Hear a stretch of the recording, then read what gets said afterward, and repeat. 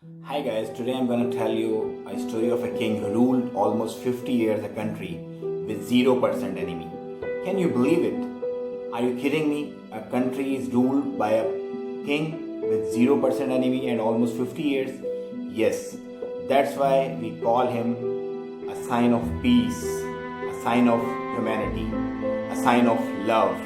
His Majesty Sultan Qaboos bin Said Al Muazzam. Let me give you the examples to make my words correct, exactly what I am saying fit to him.